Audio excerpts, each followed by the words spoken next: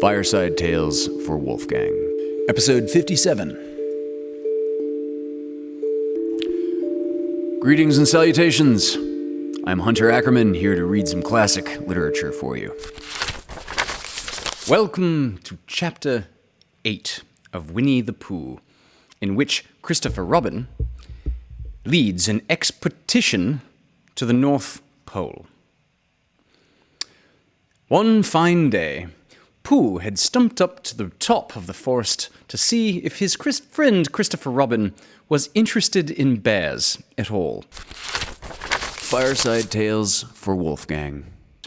Originally broadcast on GWC Productions' YouTube channel, Caps Media Television Channel 6 in Ventura on KPPQ LP Ventura at 104.1 FM, and on the KPPQ Podcast Network. Episodes can also be viewed on Pasadena Media, either on Spectrum Charter Channel 32 or on AT&T Uverse Channel 99. I just got to read that opening line again because that's just so adorable. Chapter 8, in which Christopher Robin leads an expedition to the North Pole. One fine day, Pooh had stumped up to the top of the forest to see if his friend Christopher Robin was interested in bears at all. At breakfast that morning, a simple meal of marmalade spread lightly over a honeycomb or two, he had suddenly thought of a new song, and it began like this. Sing ho for the life of a bear. When he had gotten as far as this, he scratched his head and thought to himself, That's a very good start for a song. What about a second line? He tried singing, Ho, ho. 2 or 3 times, but it didn't seem to help. Perhaps it would be better, he thought, if I sang Hi for the life of a bear. So he sang it, but it wasn't. Very well then, he said. I shall sing that first line twice, and perhaps if I sing it very quickly, I shall find myself singing the third and fourth lines before I have time to think of them. And then that'll be a good song. Now then. Sing ho for the life of a bear. Sing ho for the life of a bear. I don't mind if it rains or snows, 'cause I got a lot of honey on my nice new nose. I don't much care if it snows or thaws, 'cause I got a lot of honey on my nice clean paws. Sing ho for a bear. Sing ho for a Pooh. And I'll have a little something in an hour or two. Yeah. He was so pleased with this song that he sang it all the way to the top of the forest. And if I go on singing it much longer, he thought, it'll be time for the little something, and then the last line won't be true. So he turned it into a hum instead. Christopher Robin was sitting outside his door, putting on his big boots. As soon as he saw big boots, Pooh knew that an adventure was going to happen, and he brushed the honey off of his nose with the back of his paw and spruced himself up as well as he could so as to look ready for anything. Good morning, Christopher Robin, he called out. Hello, Pooh Bear. I can't get this boot on. That's bad, said Pooh. Do you think you could very kindly lean against me, 'cause I could keep pulling so hard that I fall over backward? Pooh sat down, dug his feet into the ground, and pushed hard against Christopher Robin's back. And Christopher Robin pushed hard against his, and pulled at his boot until he had got it on. And that's that, said Pooh. What do we do next? We are going on an expedition, said Christopher Robin as he got up and brushed himself. Thank you, Pooh. Going on an expedition? said Pooh eagerly. I don't think I've ever been on one of those. Where are we going to go on this expedition? Expedition, silly old bear. It's got an X in it. Oh, said Pooh.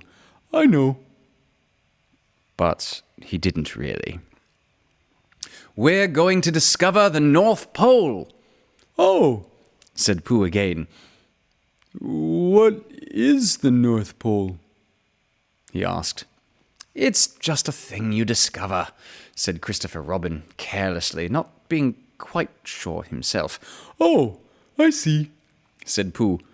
Are bears any good at discovering it? "Of course they are. And Rabbit and Kanga and all of you. It's an expedition. That's what an expedition means. It's a long line of everybody. You better tell the others to get ready while I see if my gun's all right. And we must all bring provisions." Bring what? "Things to eat," Oh, said Pooh happily. I thought you said provisions. I'll go and tell them. And he stumped off. Again, friendly reminder, Christopher Robin's gun is his cork-loaded pop gun. Just as an aside. Pooh stumped off, and the first person he met was Rabbit. Hello, Rabbit. He said, Is that you? "Let's pretend it isn't and see what happens," said Rabbit. I've got a message for you. "I'll give it to him." We're all going on an expedition with Christopher Robin. "What is it when we're on it?" Sort of boat, I think. said Pooh. "Oh, that sort." Yeah, and we're going to discover a pole or something. Or was it a mole? Anyhow, we're going to discover it. "We are we?" said Rabbit.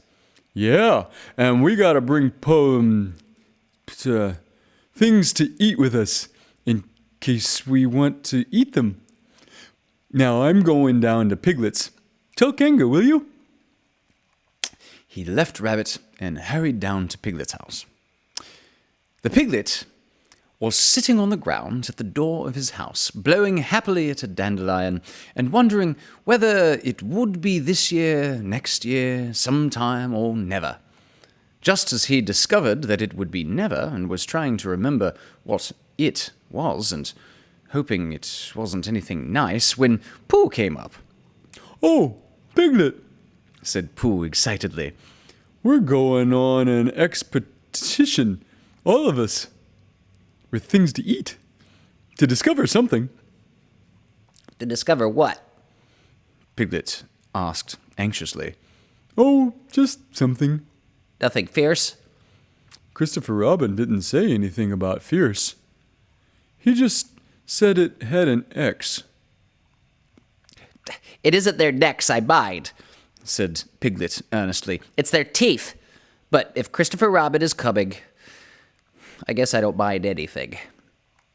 And in a little while, they were all ready at the top of the forest, and the expedition started. First came Christopher Robin and Rabbit, then Piglet and Pooh, then Kanga with Roo in her pocket, and Owl, then Eeyore, and at the end, in a long line, all Rabbit's friends and relations. I didn't ask them, explained Rabbit carelessly. They just came. They always do. They can march at the end, after Eeyore. What I say, said Eeyore, is that it's unsettling. I didn't want to come on this whatever Pooh said. I only came to oblige, but here I am. And if I'm at the end of the whatever we're talking about, then let me be the end. But if every time I want to sit down for a little rest, I have to brush away half a dozen of Rabbit's smaller friends and relations first, then this isn't an whatever it is at all. It's simply a confused noise. That's what I say. I see what Eeyore means, said Owl. If you ask me, I'm not asking anybody, said Eeyore. I'm just telling everybody. We can look for the North Pole, or we can play Here We Go Gathering Nuts in May with the end part of an ant's nest. It's all the same to me. There was a shout from the top of the line. "Come on!" called Christopher Robin. Come on, called Pooh and Piglet. "Come on," called Owl.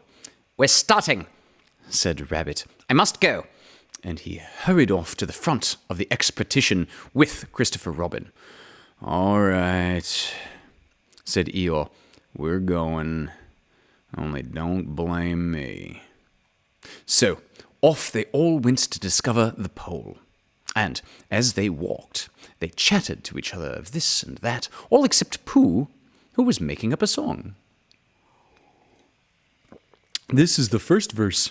He said to Piglet when he was ready with it. "First verse of what?" My song. "What song?" This one? "Which one?" Well, if you listen, Piglet, you'll hear it. "How do you know I'm not listening?" Pooh couldn't answer that one, so he began to sing. Off they all went to discover the pole. Owl and Piglet and Rabbit are all. It's a thing you discover, as I've been told by Owl and Piglet and Rabbit and all. Eeyore, Christopher, Robin, and Pooh and Rabbit's relations all went too. And where the pole was, none of them knew. Sing hey for the Owl and the Rabbit and all. "Hush," said Christopher Robin, turning round to Pooh. "We're just coming to a dangerous place." Hush, said Pooh, turning round quickly to Piglet. "Hush," said Piglet to Kanga. "Right, quiet now," said Kanga to Owl, while Roo said, "Hush," several times to himself, just very quietly. "Hush," said Owl to Eeyore.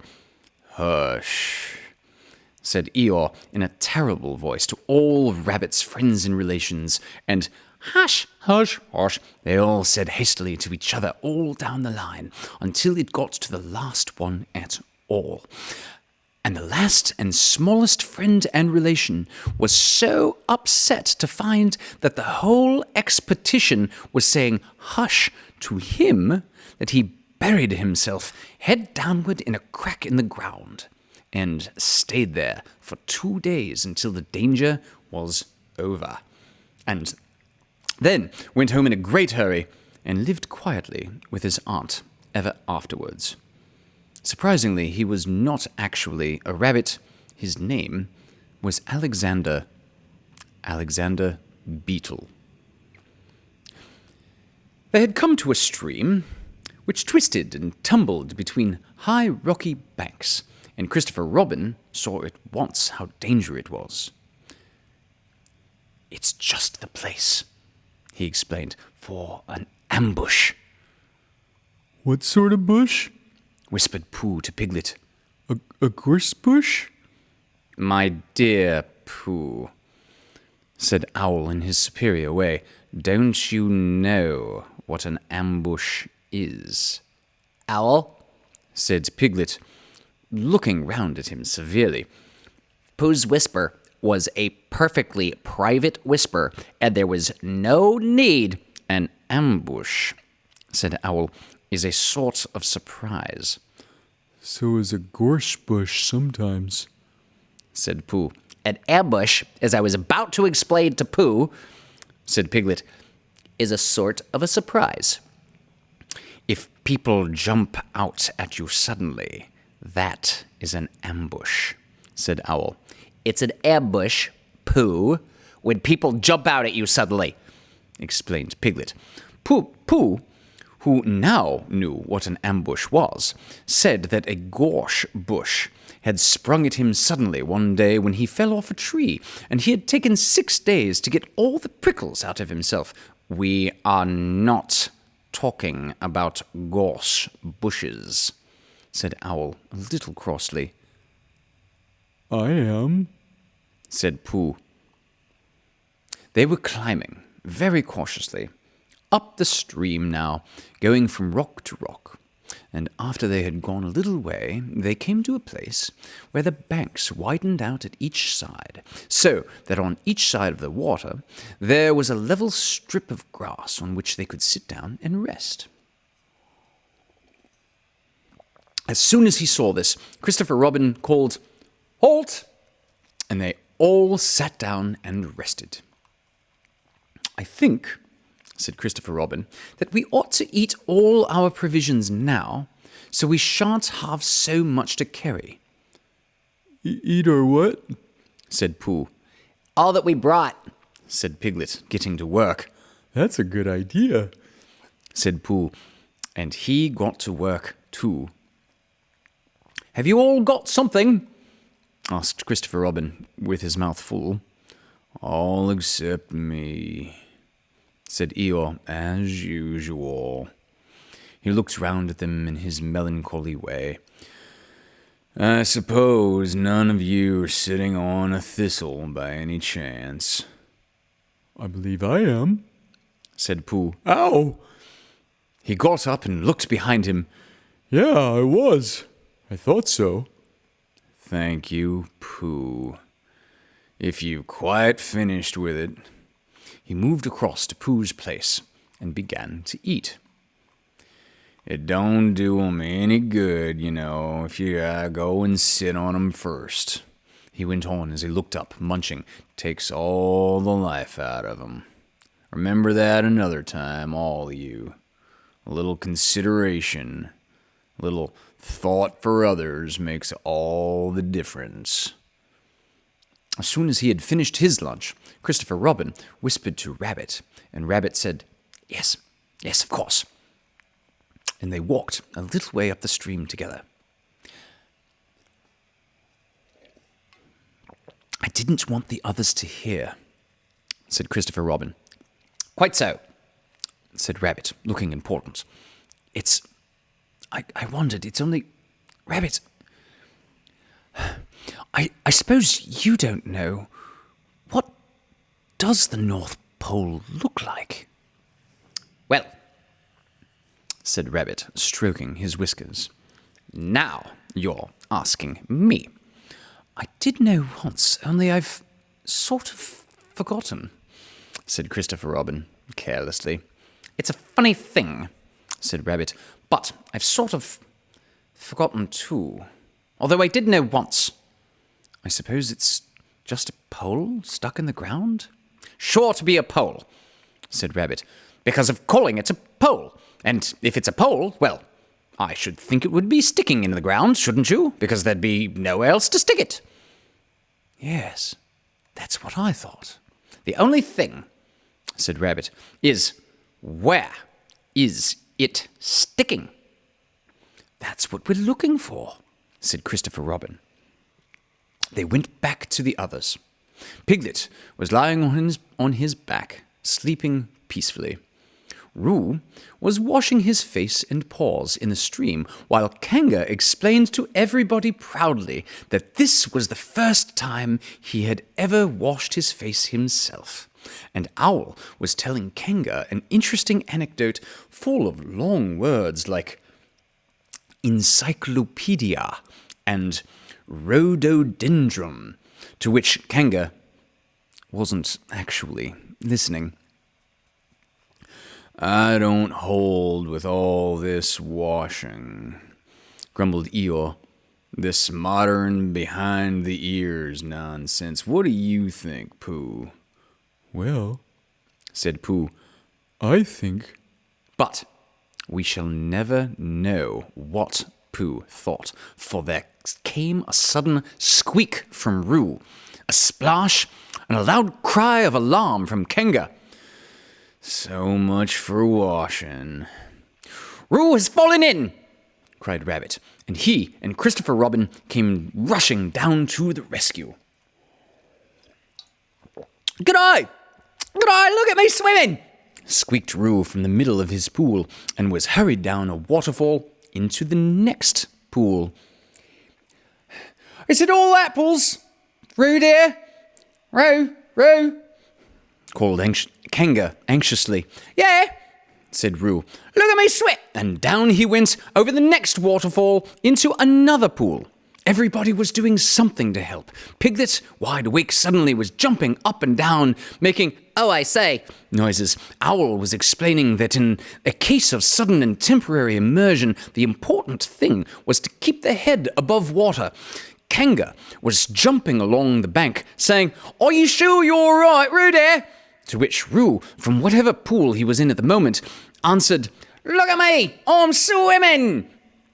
Eeyore had turned round and hung his tail over the first pool into which Roo fell, with his back to the accident, and was grumbling quietly to himself and saying, "All this washing, but just catch on to my tail, little Roo, and you'll be all right."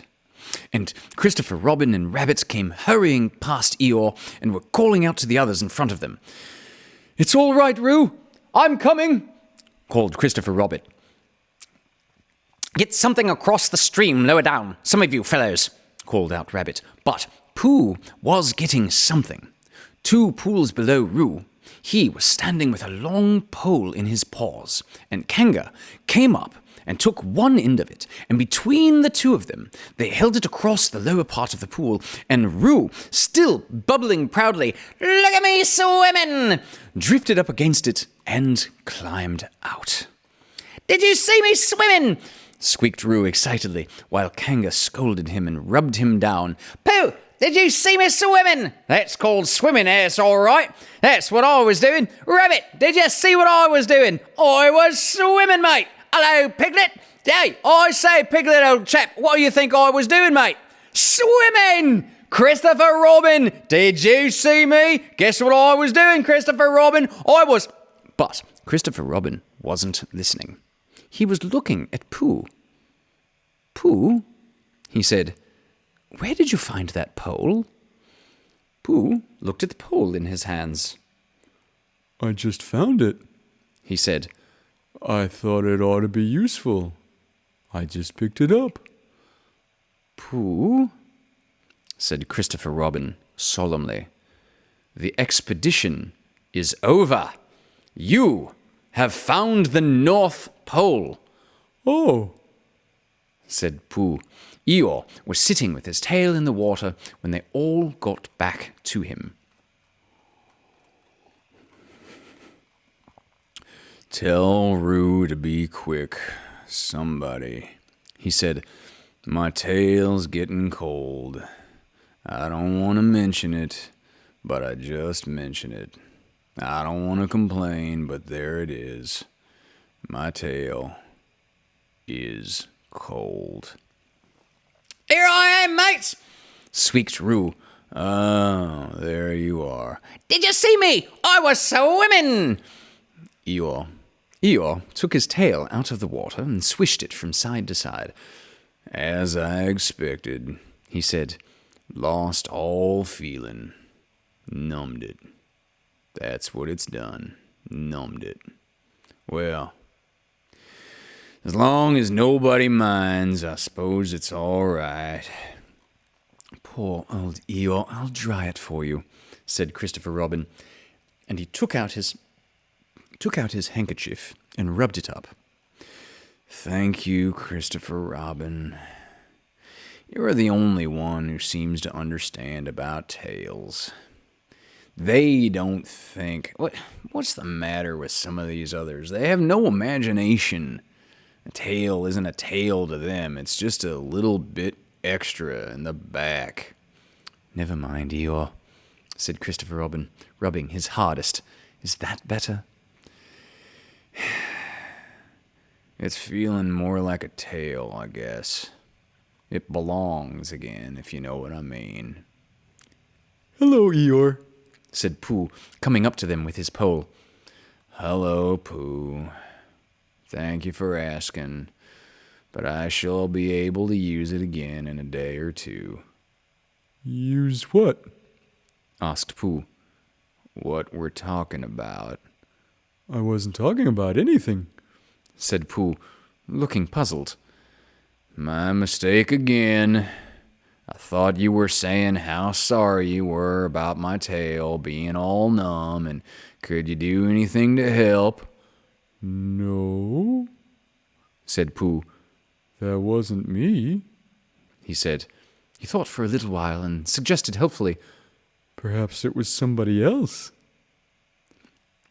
Well, thank him for me when you see him. Pooh looked anxiously at Christopher Robin. Pooh's found the North Pole, said Christopher Robin. Isn't that lovely? Pooh looked down modestly. Is that it? Said Eeyore. Yes, said Christopher Robin. Is that what we were looking for? Yeah, Said Pooh. Oh, said Eeyore. Well, anyhow, it didn't rain. They stuck the pole in the ground, and Christopher Robin tied a message onto it. The message said, North Pole, discovered by Pooh. Pooh found it. Then they all went home again. And I think, but I'm not quite sure, that Roo had a hot bath and went straight to bed. But Pooh went back to his own house and, feeling very proud of what he had done, had a little something to revive himself. I don't think we have seen Pooh eat anything other than honey until now, when he's eating marmalade spread over a honeycomb or two, right? That's his just, he just lives on fast-burning carbs, I guess. This next story, I do specifically remember from, I don't know, preschool or kindergarten, or this one I do remember from childhood. This is the one with the Great Flood. Winnie the Pooh, Chapter 9. In which Piglet is entirely surrounded by water. It rained and it rained and it rained. Piglet told himself that never in all of his life was he, goodness knows how old, 3 was it? 4? Never had he seen so much rain. Days and days and days. If only, he thought as he looked out of the window, I had been at Pooh's house, or Christopher Robin's house, or Rabbit's house when it began to rain. Then I should have company all this time, instead of being here all alone with nothing to do except wonder when it'll stop. And he imagined himself with Pooh, saying, Did you ever see such rain, Pooh? And Pooh saying, Isn't it awful, Piglet? And Piglet saying, I wonder how it is over Christopher Robin's way. And Pooh saying, I should think poor old Rabbit is about flooded out by this time. It would have been jolly to talk like this, and really, it wasn't much good having anything exciting like floods if you couldn't share them with somebody. For it was rather exciting. The little dry ditches in which Piglet had nosed about so often had become streams. The little streams across which he had splashed were rivers, and the river, between whose steep banks they had played so happily, had sprawled out of its own bed and was taking up so much room everywhere that Piglet was beginning to wonder whether it would be coming into his bed soon. It's a little anxious, he said to himself, to be a very small animal entirely surrounded by water. Christopher Robin and Pooh could escape by climbing trees. Kanga could escape by jumping. Rabbit could escape by burrowing. Owl could escape by flying, and Eeyore could escape by making a loud noise until rescued. And here am I, surrounded by water, and I can't do anything. It went on raining, and every day the water got a little higher, until now it was nearly up to Piglet's window, and still he hadn't done anything. There's Pooh, he thought to himself. Pooh hasn't much brain, but he never comes to any harm. He does silly things, and they turn out all right. There's Owl. Owl hasn't exactly got brain, but he knows things. He would know the right thing to do when surrounded by water. There's Rabbit. He hasn't learned in books, but he can always think of a clever plan. There's Kanga. She isn't clever. Kanga isn't, but she would be so anxious about Rue that she would just do a good thing to do without even thinking about it. And then there's Eeyore. Eeyore's so miserable anyhow that he probably just wouldn't mind about any of this flooding business. But I wonder what Christopher Robin would do. Then, suddenly, he remembered a story which Christopher Robin had told him about a man on a desert island who had written something in a bottle and thrown it in the sea. And Piglet thought that if he wrote something in a bottle and threw it in the water, perhaps somebody would come and rescue him. He left the window and began to search his house, all of it that wasn't under water, and at last he found a pencil and a small piece of dry paper and a bottle with a cork to it, and he wrote on one side of the paper, "Help! Piglet! Me." And on the other side, "It's me, Piglet! Help! Help!" Then he put the paper in the bottle, and he corked the bottle up as tightly as he could, and he leant out of his window as far as he could lean without falling out, and he threw the bottle as far as he could throw. Splash!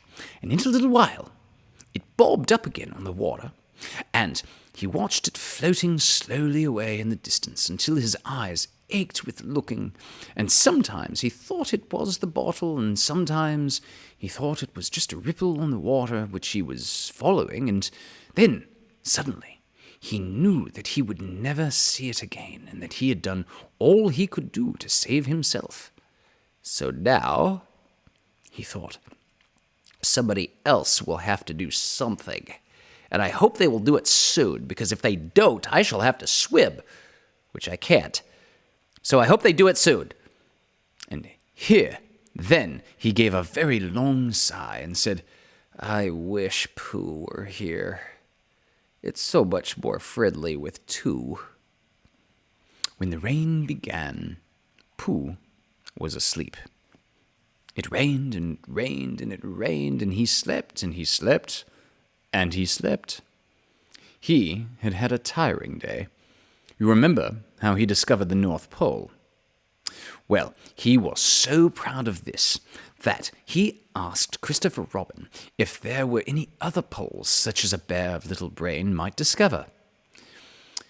"There's a South Pole," said Christopher Robin, "and I expect there's an East Pole and a West Pole, though people don't seem to like talking about them."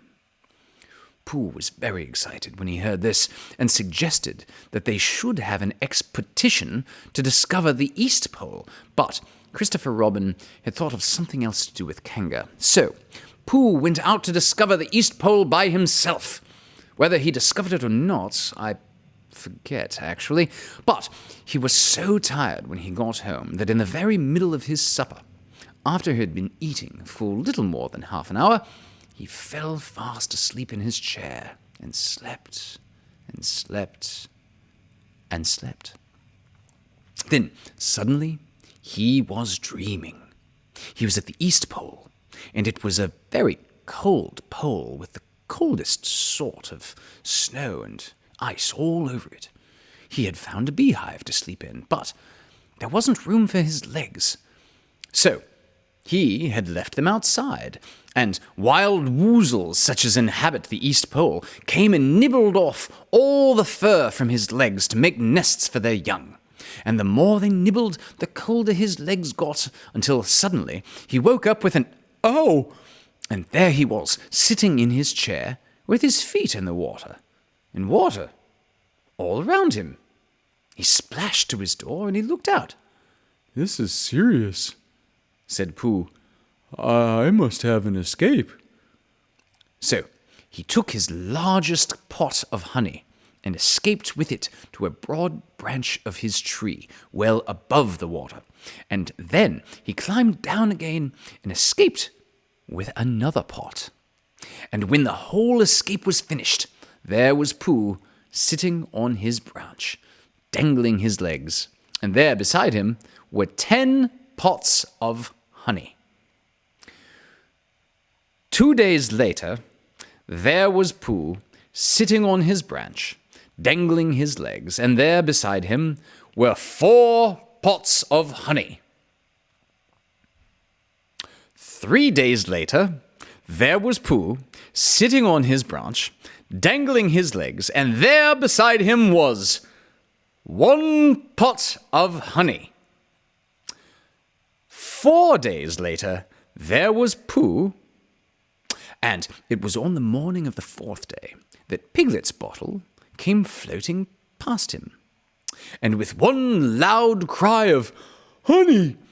Pooh plunged into the water, seized the bottle, and struggled back to his tree again. "Bother," said Pooh as he opened it. "All that wet for nothing. What's that bit of paper doing?" He took it out and he looked at it. "It's a message," he said to himself. "That's what it is. And that letter is a P. And so is that. And so is that. And P means Pooh. So it's a very important message to me. And I can't read it. I must find Christopher Robin, or Owl, or Piglet, or one of those clever readers who can read things, and they'll tell me what this message means. Only I can't swim. Bother." Then he had an idea. And I think that for a bear of very little brain, it was a good idea. He said to himself, "If a bottle can float, then a jar can float. And if a jar floats, I can sit on the top of it, if it's a very big jar." So he took his biggest jar and corked it up. "All boats have to have a name," he said. "So I shall call mine the Floating Bear." And with these words, he dropped his boat into the water and jumped in after it. For a little while, Pooh and the Floating Bear were uncertain as to which of them was meant to be on the top. But after trying 1 or 2 different positions, they settled down with the Floating Bear underneath, and Pooh triumphantly astride it, paddling vigorously with his feet. Christopher Robin lived at the very top of the forest. It rained and it rained and it rained, but the water couldn't come up to his house. It was rather jolly to look down into the valleys and see the water all around him, but it rained so hard that he stayed indoors most of the time and thought about things.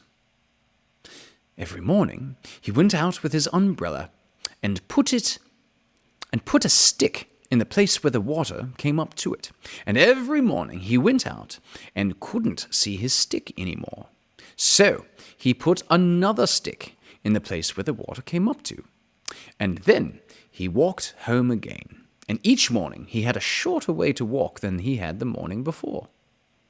On the morning of the 5th day, he saw the water all round him and knew that for the first time in his life, he was on a real island, which was very exciting. It was on this morning that Owl came flying over the water to say, "How do you do?" to his friend Christopher Robin. "I say, Owl," said Christopher Robin, "isn't this fun? I'm on an island." "The atmospheric conditions have been very unfavorable lately," said Owl. "The what?" "It's been raining," explained Owl. "Yes," said Christopher Robin, "it has. The flood level has reached an unprecedented height." "The who?" "There's a lot of water about," explained Owl. "Yes," said Christopher Robin, "there is. However, the prospects are rapidly becoming more favorable. At any moment—" "Have you seen Pooh?" "No. At any moment—" "I hope he's all right," said Christopher Robin. "I've been wondering about him.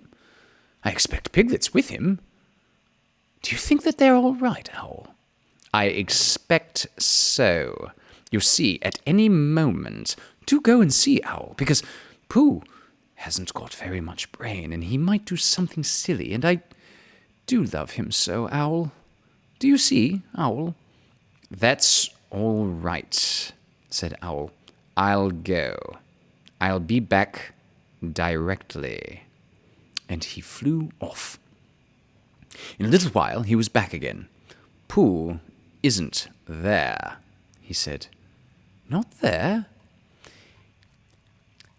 Has been there. He's been sitting on a branch outside of his tree with 9 pots of honey, but he isn't there now. Oh, Pooh, cried Christopher Robin, where are you? Here I am, said a damp voice behind him. Pooh! They rushed into each other's arms. How did you get here, Pooh? Asked Christopher Robin when he was ready to talk again. On my boat, said Pooh proudly. I had a very important message sent me in a bottle, and owing to having got some water in my eyes, I couldn't read it, so I brought it to you. On my boat.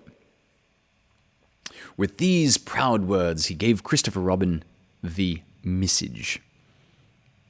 But it's from Piglet, cried Christopher Robin when he had read it. Isn't there anything about Pooh in it? Asked Bear, looking over his shoulder. Christopher Robin read the message aloud. Oh, are those peas piglets? I thought they were Poohs. We must rescue him at once. I thought he was with you, Pooh. Owl, could you rescue him on your back? I don't think so, said Owl after grave thought. It is doubtful that the necessary dorsal muscles... Then would you fly to him at once and say that rescue is coming, and Pooh and I will think of a rescue and come as quick as ever we can. Oh, don't talk now, Owl. Go on, quick. And still thinking of something to say, Owl flew off. Now then, Pooh, said Christopher Robin. Where's your boat? I ought to say, explained Pooh as they walked down to the shore of the island, that it isn't just an ordinary sort of boat. Sometimes it's a boat, and sometimes it's more of an accident. It all depends. Depends on what? On whether I am on the top of it or underneath it. Oh, well, where is it? There, said Pooh, pointing proudly to the floating bear.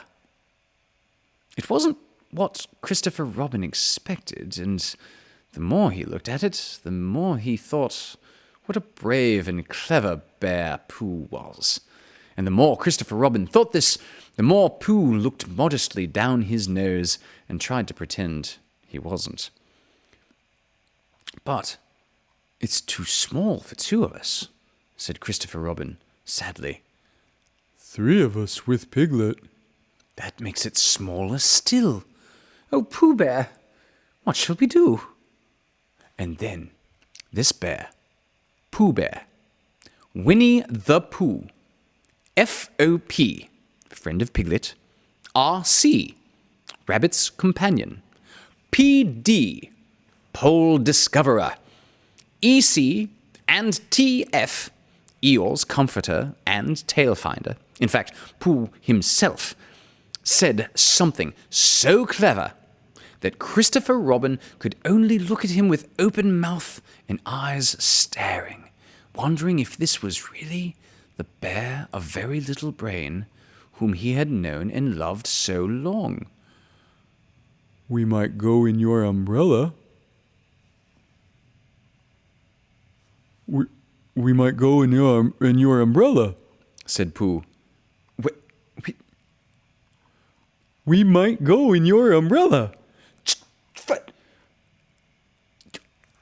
For suddenly, Christopher Robin saw that they might. He opened his umbrella and put it point downward in the water. It floated, but it wobbled. Pooh got in. He was just beginning to say that it was all right now when he found that it wasn't. So, after a short drink, which he really didn't want, he waded back to Christopher Robin. Then they both got in together, and it wobbled no longer. "I shall call this boat the Brain of Pooh," said Christopher Robin, and the Brain of Pooh set sail forthwith in a southwesterly direction, revolving gracefully.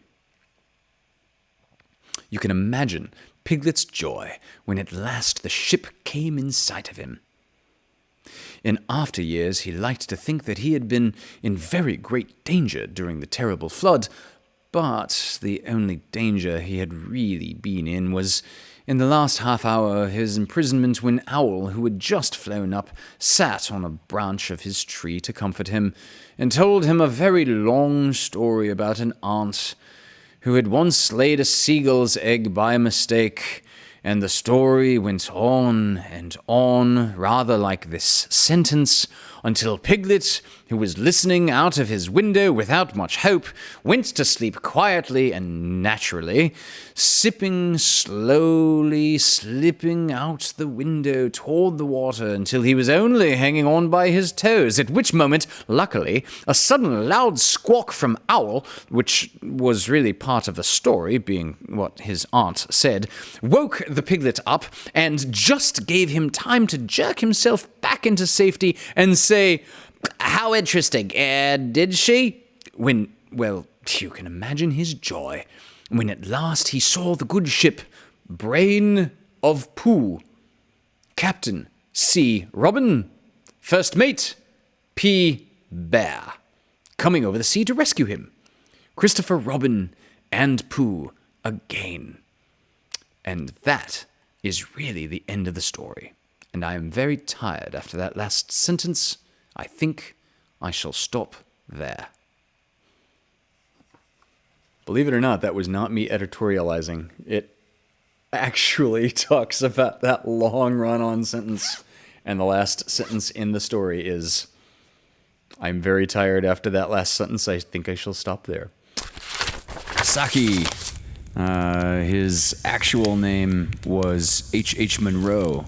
And he passed in 1916, and I think I've described him on this show as being just painfully British. He wrote several books, but several of them are collections of short stories. And one of the books is called The Chronicles of Clovis from 1911. And I believe I've read a couple of things to you all from The Chronicles of Clovis so far, if memory serves. This is A Stampeding of Lady Bastable from The Chronicles of Clovis by Saki.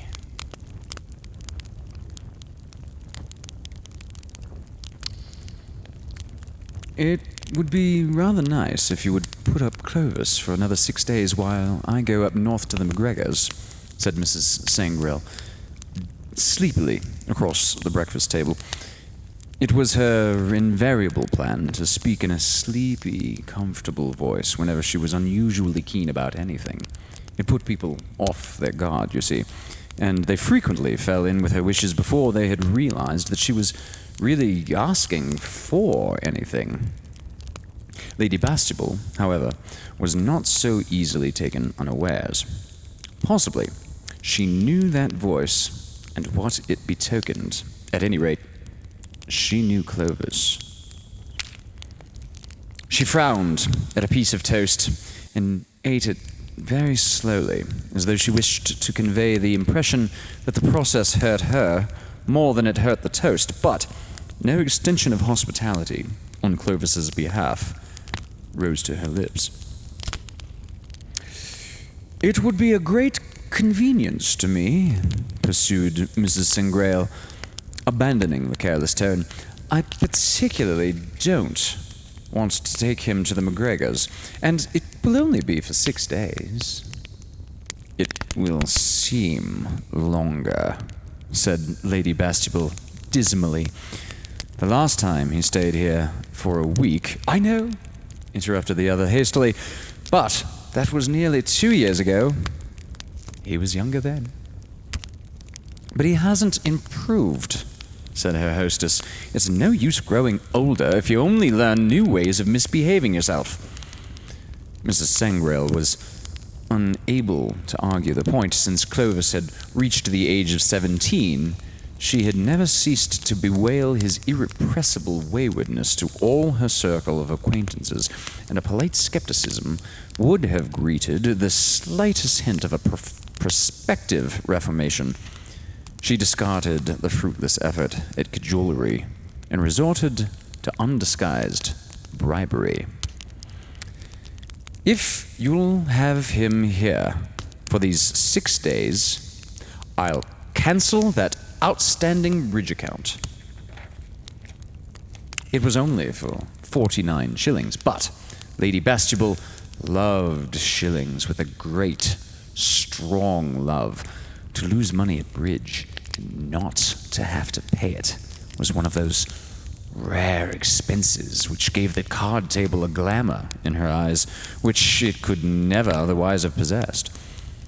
Mrs. Sangrail was almost equally devoted to her card winnings, but the prospect of conveniently warehousing her offspring for 6 days and, incidentally, saving his railway fare to the north reconciled her to the sacrifice.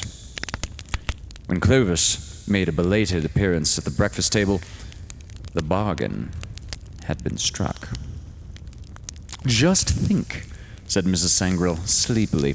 Lady Bastable has been very kind and asked you to stay on here while I go to the McGregors. Clovis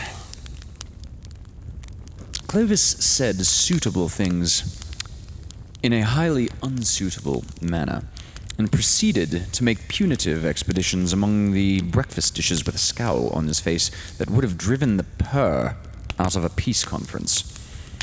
The arrangement that had been concluded behind his back was doubly distasteful to him. In the first place, he particularly wanted to teach the McGregor boys, who could well afford the knowledge, how to play poker patience. Secondly, the Bastable catering was of the kind that is classified as rude plenty, which Clovis translated as plenty that gives rise to rude remarks. Watching him from behind ostentatiously sleepy lids, his mother realized, in the light of long experience, that any rejoicing over the success of her maneuver would be distinctly premature. It was one thing to fit Clovis into a convenient niche of the domestic jigsaw puzzle. It was quite another matter to get him to stay there. Lady Bastable always liked to retire in state to the morning room immediately after breakfast and spend a quiet hour in skimming through the papers. They were there, so she might as well get her money's worth out of them. Politics did not greatly interest her, but she was obsessed with a favorite foreboding that one of these days would be a great social upheaval in which everybody would be killed by everybody else. It will come sooner than we think, she would observe darkly. A mathematical expert of exceptionally high powers would have been puzzled to work out the approximate date from the slender and confusing groundwork which this assertion afforded. On this particular morning, the sight of Lady Bastable enthroned among her papers gave Clovis the hint towards which his mind had been groping all breakfast time. His mother had gone upstairs to supervise packing operations, and he was alone on the ground floor with his hostess and the servants. The latter were key to the situation. Bursting wildly into the kitchen quarters, Clovis screamed a frantic, though strictly non-committal summons. Poor Lady Bastable! In the morning room! Oh, quick! Quick! The next moment, the butler, cook, page boy, 2 or 3 maids, and a gardener who had happened to be in one of the outer kitchens were following in a hot scurry after Clovis as he headed back for the morning room. Lady Bastable was roused from the world of newspaper lore by hearing a Japanese screen in the hall go down with a crash. Then the door leading from the hall flew open, and her young guest tore madly through the room, shrieked at her in passing, "The Jacquerie!" And "They're on us!" and dashed like an escaping hawk out through the French window. Well, a scared mob of servants burst in on his heels, the gardener still clutching the sickle which he had been trimming the hedges with, and the impetus of their headlong haste carried them slipping and sliding over the smooth parquet flooring toward the chair where their mistress sat in panic-stricken amazement. If she had had a moment granted her for reflection, she would have behaved, as she afterward explained, with considerable dignity. It was probably the sickle which decided her, but anyway, she followed the lead that Clovis had given her through the French window and ran well and far across the lawn before the eyes of her astonished retainers. Lost dignity is not a possession which can be restored at a moment's notice, and both Lady Bastable and the butler found the process of returning to normal conditions almost as painful as a slow recovery from drowning. A Jacquerie, even if carried out with the most respectful of intentions, cannot fail to leave some traces of embarrassment behind it. A Jacquerie, for those that are not looking up the footnotes in real time, a Jacquerie is sort of like a peasant uprising, but primarily, if not entirely, consisting of one's own servants. Not a mutiny, but an uprising of the house servants. Therefore, a Jacquerie, even if carried out with most respectful of intentions, cannot fail to leave some traces of embarrassment behind it.